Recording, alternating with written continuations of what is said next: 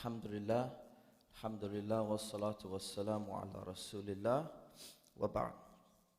So Alhamdulillah, we left off with the Tafsir of Surah Yusuf, which is chapter 12 in the Quran.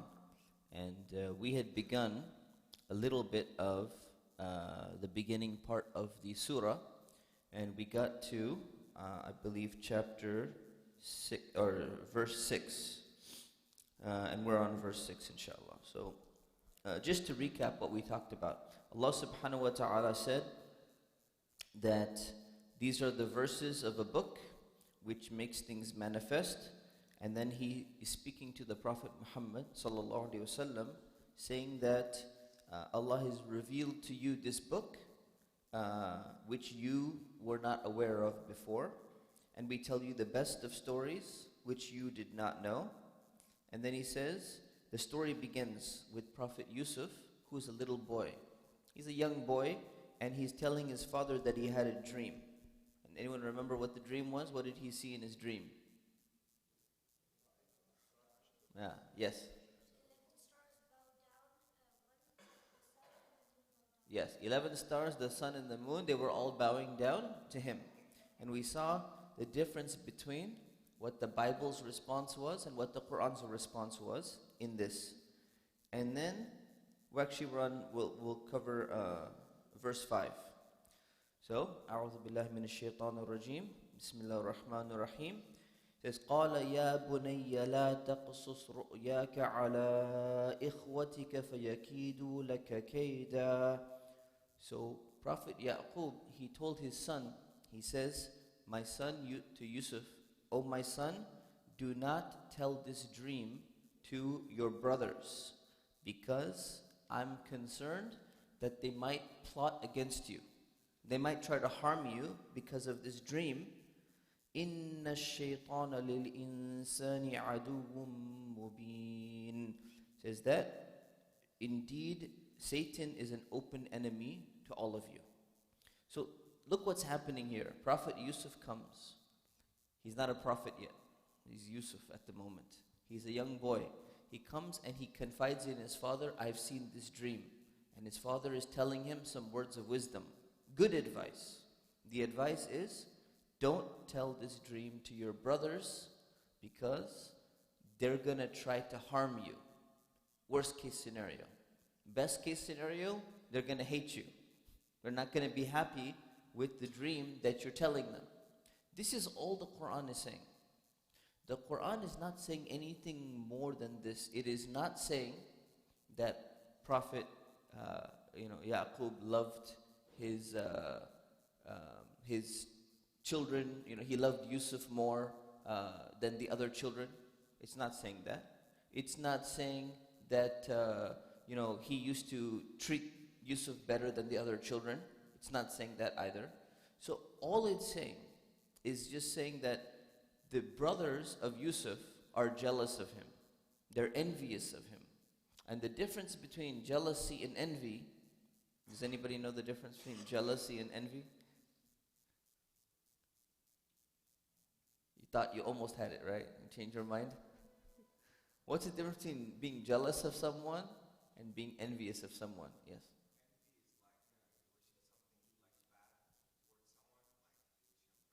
Kind of. Yeah, kind of. So it's not so much you want something bad, but you want that thing and you don't want the other person to have it though. You want it exclusively for yourself, right? So they're thinking in their minds that their father loves Yusuf more. So what do they want? They don't just say, well, we want our father to treat and love all of us equally across the board. That's not what they want. They want the special status for themselves. So they want it taken away from him and transferred to them. And that's a huge problem, right? That's one of the differences. If you just said, you know what, I wish we had the same status, that's different. Jealousy, that's also could be potentially harmful, but is different than envy. Envy is something at a different level, it's very bad. But here's the beauty of it. The father is responding, and he's telling Yusuf, young Yusuf, he's giving him good advice. Right? Is this good advice or is this bad advice? It's good advice. It's cautionary advice. It's saying you need to be careful. There are some people out there that don't have your best interests in mind. So here's what you should do. Here's what I suggest you should do. Now this is very important today because we were talking about being a parent. And we were talking about the family system and making sure that the family system is good. And one of the things that happens is that sometimes parents may not give the best of advice to their children. And this is, again, people make mistakes. People can obviously do wrong things. But what happens in some situations is that parents will give advice to their children in their own best interests, not in their child's best interest. Now what does that mean? I'll give you an example. So for example, child is going through, they caught their child with drugs. They caught their child with, looking at some videos that they shouldn't be watching. And what will happen, and I've seen many, many cases of this, what will happen is that they come to, let's say myself, or they come to somebody and say, you know what happened? I found my child doing such and such thing. I said, well, that person, you need to go for, some type of counseling. You need to go for some type of, that child needs to go in some type of therapy. Here's a Muslim counselor that I suggest and I recommend. And what their response will be is, I cannot let anybody else know this. Do you know what's going to happen what's going to happen to my reputation in the community if the word gets out? So what they'll do is they will be more concerned about their own reputation than what their child needs. And this is considered to be bad advice. This is, giving advice, just keep it quiet, everything is going to be fine. This is not the norm, inshallah, but this is something that is detrimental. It is very important for parents to be giving children the best advice and the correct advice that is in the best interest of the child, not is in the best interest of the parents. So here, Prophet Yusuf is being given very good advice by his father because his father is a messenger and he's a prophet. But now look what happens. He continues explaining. He says, وَكَذَلِكَ يَجْتَبِيكَ رَبُّكَ وَيُعَلِّمُكَ مِن تَأْوِيلِ الْأَحَادِيثِ. And he says, this dream that you've just told me about, first of all, don't tell your brothers the dream. And second of all, this is how your Lord is going to choose you and teach you the understanding of different events. So now, he's interpreting the dream for his son. And he thinks, let me tell you what the dream actually means. It means that Allah has chosen you. And this is a very good dream. This is good news coming from Allah, that you're going to be chosen to be a messenger, to be a prophet. And Allah is going to teach you the interpretation of things. And we're going to see what that means later in the story. وَيُتِمُّ نِعْمَتَهُ عَلَيْكَ. And He will complete His favor on you. Meaning this is going to be a huge blessing for you. وَعَلَىٰ آلِ يَعْقُوبَ كَمَا أَتَمَّهَا عَلَىٰ أَبَوَيْكَ مِن قَبْلُ إِبْرَاهِيمَ وَإِسْحَاقَ. He says the same way, and He's going to complete His favor, or He's going to bless the family of Yaqub. He's going to bless this family the same way that He completed His blessing on your forefathers before Ibrahim and Ishaq. So what he's saying is basically, look what's going to happen. You are going to be blessed with prophethood. This is going to be the highest status. Nobody can have a higher status than being a prophet, a messenger of Allah. So he says, this is a sign that you're going to become a prophet just like your father. And you're going to continue in the line of prophets from the time of Prophet Ibrahim. This is the biggest blessing. You know, when Allah subhanahu wa ta'ala says that the children of Israel, the Bani Israel, are the chosen people, what does that mean? Sometimes we hear that, right? We hear the Jews say that they're the chosen people. What does that mean, the Jews are the chosen people? What it actually meant, originally going back, it's not that all the Jews go straight to heaven. They go straight to paradise automatically. That's not what it meant. What it meant was that the Bani Israel, the children of Israel, a community where the Jewish people came from, that community was blessed by Allah. And what's the blessing? A lot of money, a lot of power, great civilization? No. Egyptian civilization was powerful. Mesopotamian civilization was powerful. Roman civilization was powerful. What were they blessed with? They were blessed with one primary thing, and that is the number of prophets that existed in their community. That was, they were being chosen.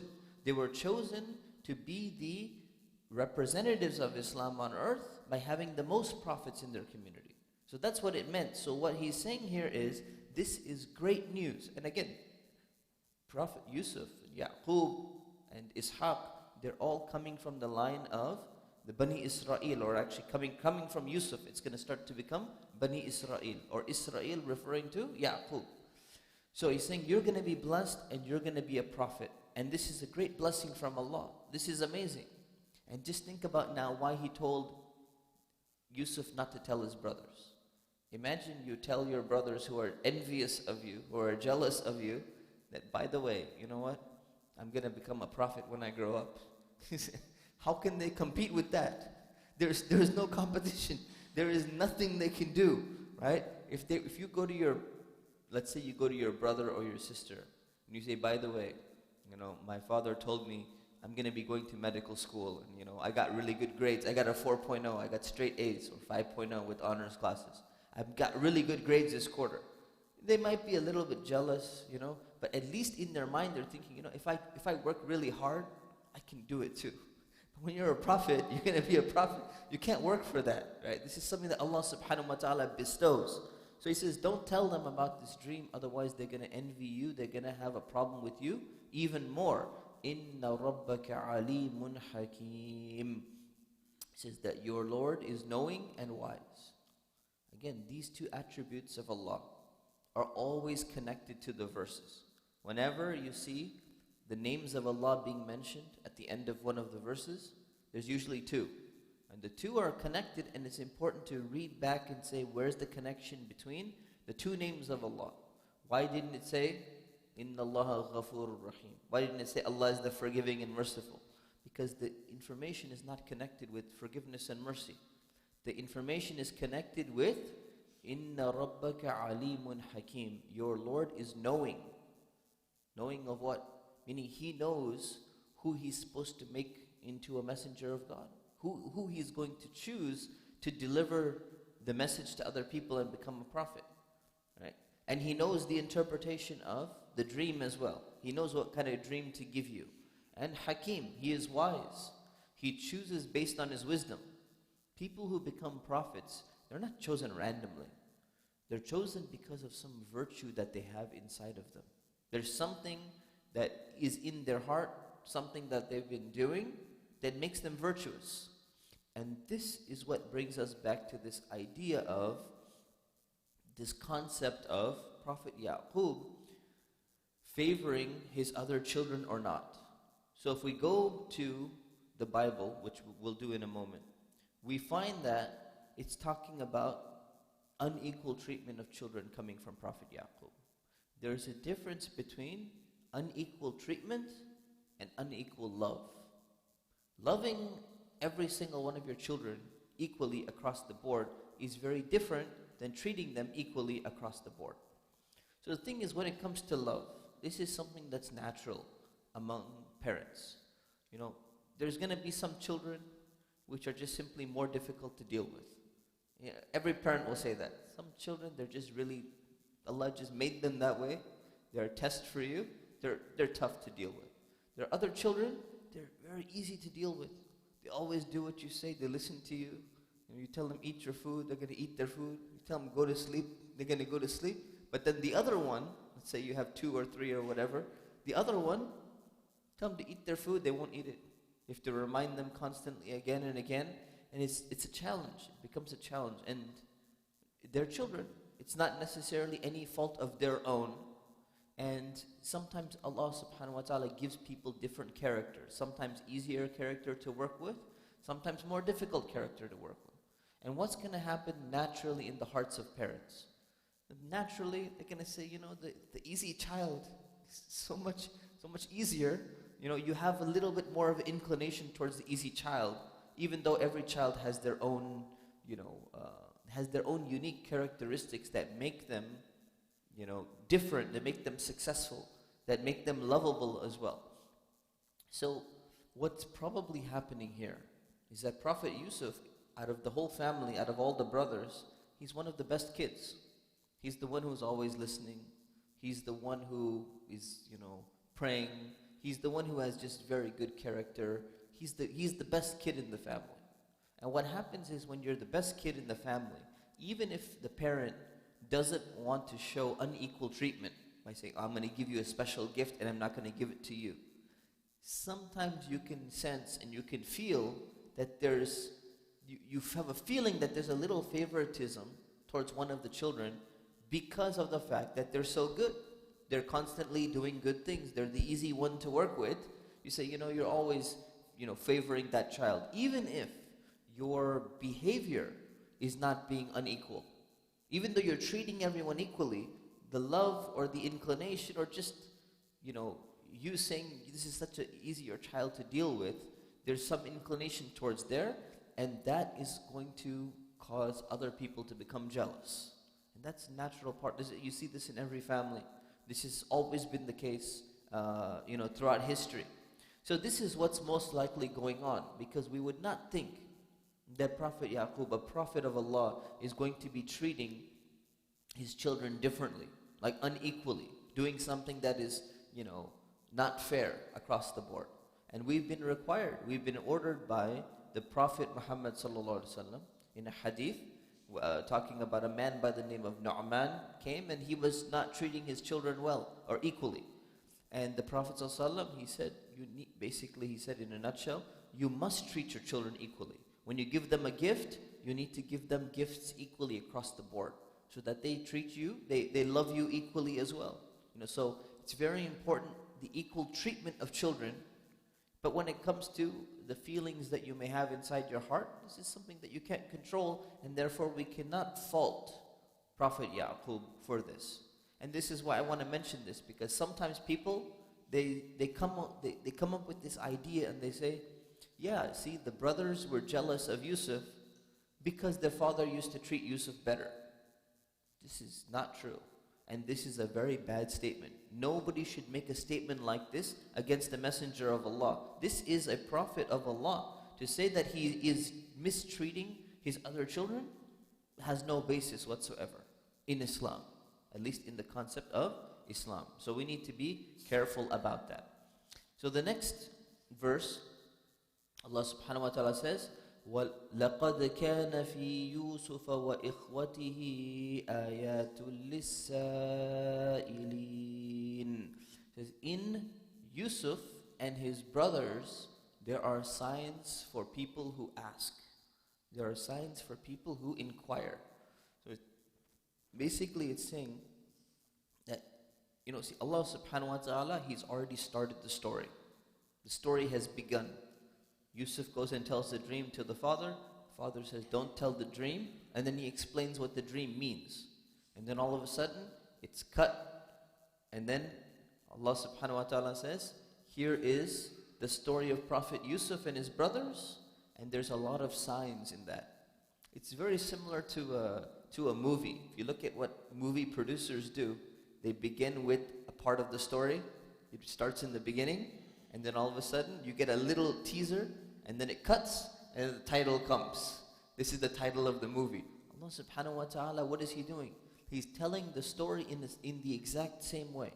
Even in the story of Prophet Yusuf, which is the only story in the whole Quran of the prophets, of any of the prophets, that is complete from beginning to end and in chronological order. So even the one that's in chronological order, even the one that's complete from beginning to end in one surah, it has this cutscene, which tells us what? Which tells us that there is a way to tell a story. There is a presentation style. And this is something that, something we need to adapt to. We need to understand. There's this great book written by Sheikh Abdul Fattah Abu Ghudda, we're teaching one of his books called Min Adab al-Islam, about Islamic manners. But there's another book he wrote. It's called Ar-Rasul al-Muallim. It's called The Teaching Messenger, which basically he says these are the teaching techniques of the Messenger of Allah sallallahu alaihi wasallam. And he talks about how the Prophet sallallahu alaihi wasallam, he used to use analogies, how he used to take a stick and he would draw something in the sand, like using a visual, kind of like using a PowerPoint or something like that. All of these things are important because what he's saying is that if the Messenger of Allah is using certain teaching techniques to be able to connect with people when he's conveying their message, and we see Allah subhanahu wa ta'ala using the same techniques to keep people's attention, then what does it mean?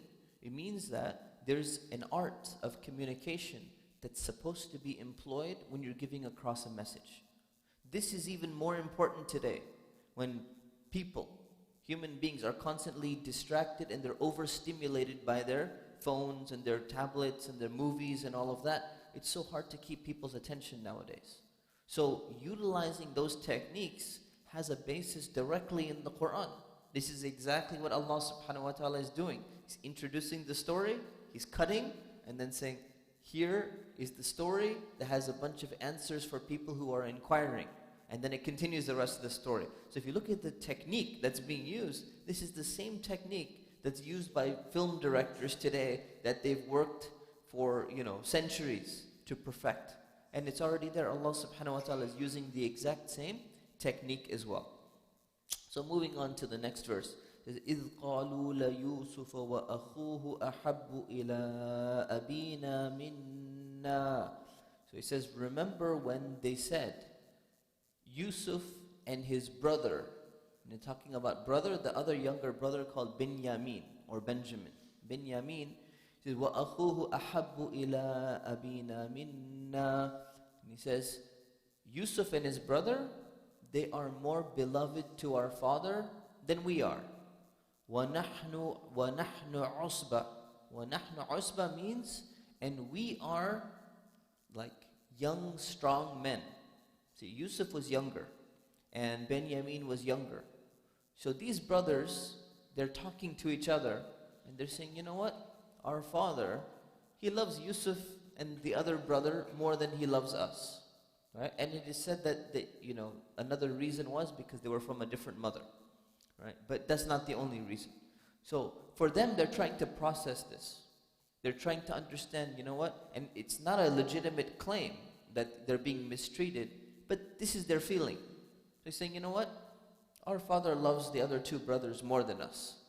But he said, this doesn't make sense. وَنَحْنُ عُصْبَةٌ. We are the strong young men. Right? So this something doesn't make sense. Why? Because if you look at society in the past, in tribal societies, the things that were most sought after, that people used to want to have a lot of children in a tribal society. Something went wrong in our community, and in our society today, people don't want to have children. In fact, they say that the number one cause of depression, the number one cause of family problems and everything is the first year after having a child. The people are so afraid of what it's going to do to their mental health, their emotional health, people don't want to have children anymore. In Scandinavia, which is considered to be one of the most progressive, but is also considered to be one of the most technologically advanced countries in the world, birth rate is negative. People are not reproducing. In Japan, which was considered to be one of the most technologically advanced countries until recently, it's considered to be the second world power in the 1990s. People are not reproducing. They don't want to have any children. We're just not having kids. This is different context in which we live. In the past, in tribal society going back, people wanted to have as many kids as possible. Why? For their own survival. And maybe because they loved kids and so many other reasons, but one of the reasons was it was part of the survival of the people. And the more kids they had, right, the more their clan or their tribe is going to grow, the happier they are. Every time they have a child, they're very happy. People used to get extremely happy when they have a child. Today, people have a child and they don't seem to be very happy anymore, right? They're concerned, oh no, what's going to happen now? My job, my this, my that. So in this society, they wanted to have a lot of children. And what kind of children did they generally want to have, boys or girls? They wanted to have boys. And a lot of children would die in infancy. Once the children grow up, why did they want to have boys? They wanted to have boys because when the boys become men, they're going to become strong. And if they're strong and they're at an age where they can protect the family, they can protect the father, they're going to pass on that legacy. So these young boys, these brothers who are jealous of Yusuf and they're jealous of Benjamin, what are they saying? They're saying, this makes no sense. We are the young and strong boys who are older. We are exactly what a normal parent like this at that time wants. We're everything that a parent wants. We're strong, we're grouped together, we're a large in number. Why would this man, their father, right? Why would he prefer the other children? Just doesn't make sense to us. Right? So just think about from their perspective what they're complaining about. When they say, وَنَحْنُ عُصْبَةٌ, they're saying, this doesn't make sense. Imagine there's some child in the family, really good child, everything's going well, they're doing great in school.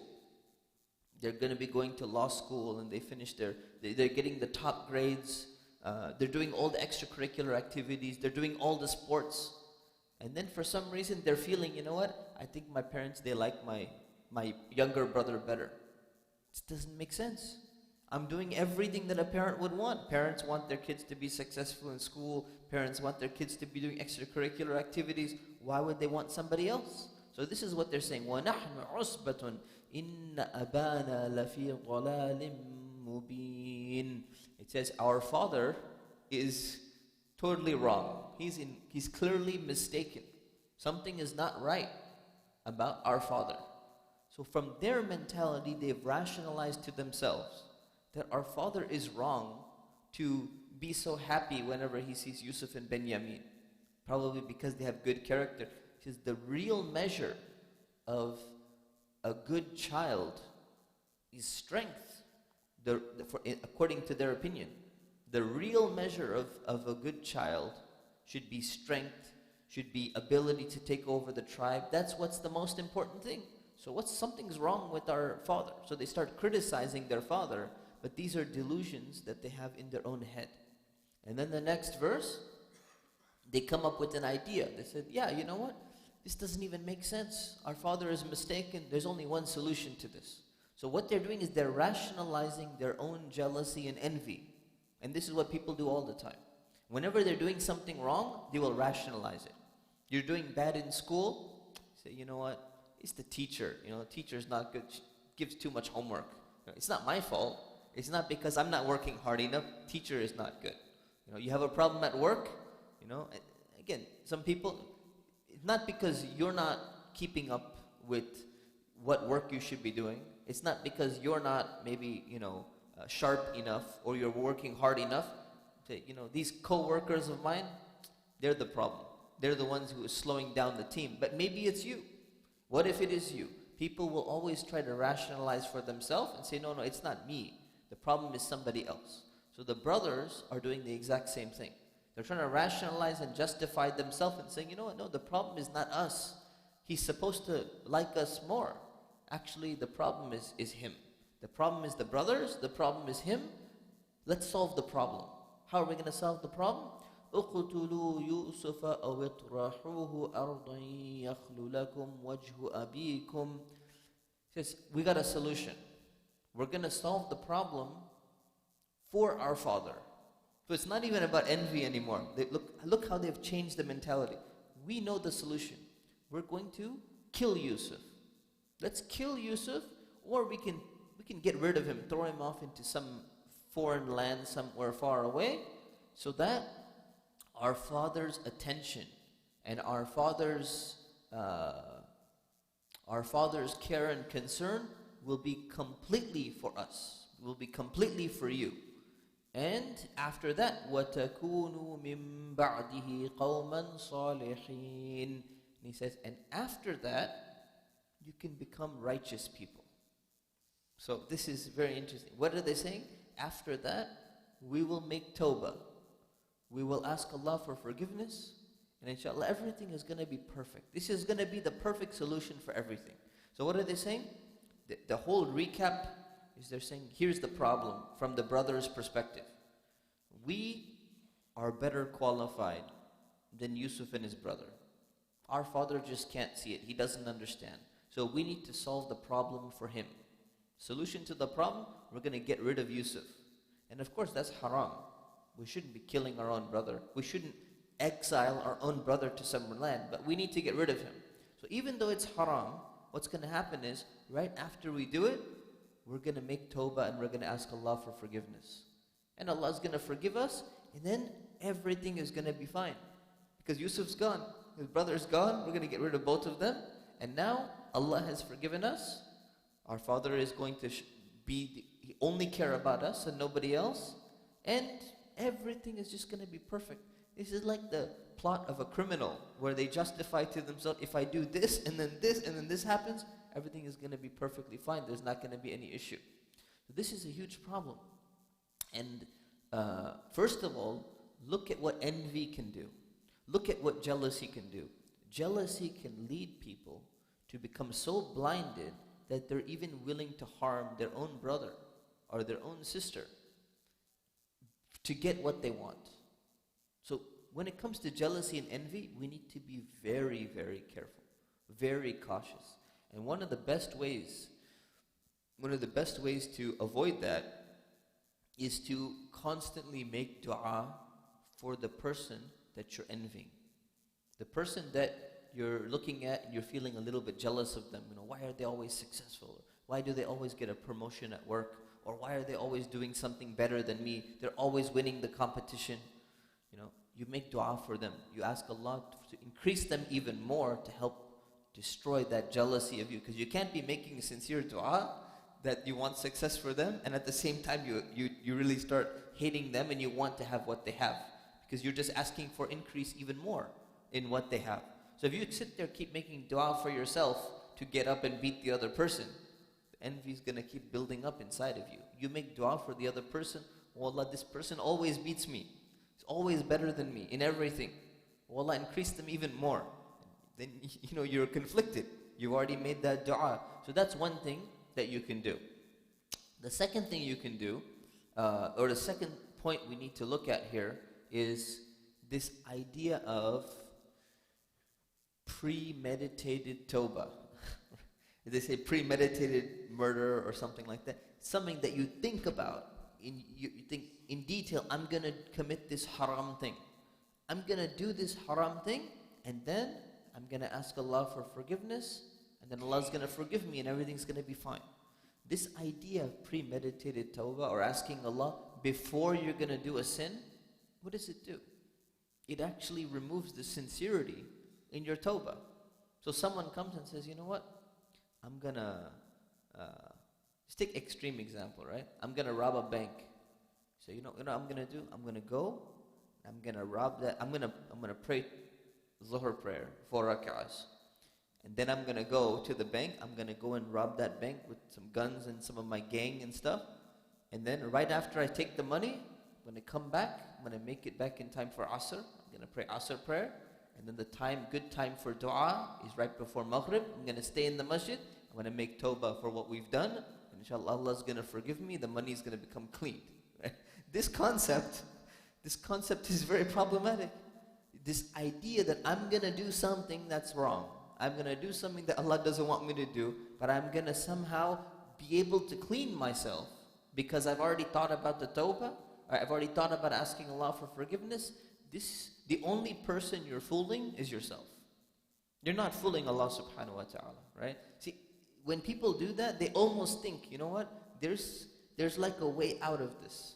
So we can almost trick Allah subhanahu wa ta'ala. You cannot trick Allah, right? Because the level of sincerity that you have, if you're saying, I'm going to go do this and then I'm going to make tawbah and everything's going to be fine, your sincerity is not there. And if sincerity is not there, Allah subhanahu wa ta'ala is not going to forgive people who are not sincere when they're asking for forgiveness. So this concept of saying, I'm going to go do something haram and then I'm going to ask Allah for forgiveness, we need to be very careful. Some people do that. They see, there's a stock in the stock market. It's about to go up this week, for example. whatever, it's Tesla stock or some other stock that's hot right now. And they say, you know what? Let me just make a real quick deal. I'm just going to buy some quick options right now, do some options trading or something like that. Let me go and buy this. It's just 1 week. I'm going to sell it. And inshallah, that whole week I'm going to spend in the masjid making tawbah to Allah. And inshallah, He's going to forgive me for my sins. This mentality, it's not going to work. But a lot of people have this mentality.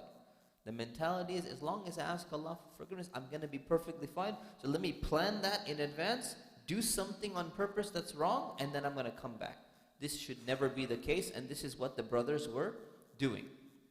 Now let's just quickly go to the Bible before we conclude and continue our breakfast.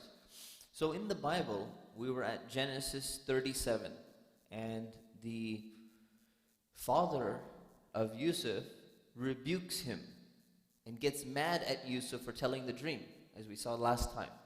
This is not in the Quran. Father is not getting mad. He's giving good advice to him, saying, don't tell your brother what to do. So the next thing that happens is, actually we're not there yet in the Quran. So we're going to see another thing. It says that they plotted to kill him, and they were thinking about how to kill him or get rid of him. And they said the oldest brother was the one who wanted to save his life. So if you look here in the verse, it says, let's kill Yusuf, or let's exile him, let's get rid of him in some other land. So what does the Bible say? The Bible mentions the oldest brother, whose name was Reuben. Right? You probably have some friends named Reuben. Now you know where it's coming from, right? It's a very common American name, especially Latino name, Reuben, because Reuben is the older brother of the brothers of Yusuf. And the older brother came, and he said he wants to try to rescue Yusuf by telling him, let's not kill him. Let's go with the other option and just get rid of him, but we should not be killing because that's really bad. So it says in the Bible that Reuben didn't like the idea. He was not with the rest of the brothers.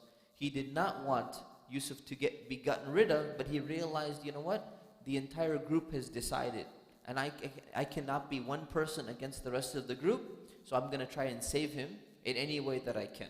So we'll talk about that next time, inshallah. But that's the name. If you ever seen someone named, does anyone know someone named Reuben?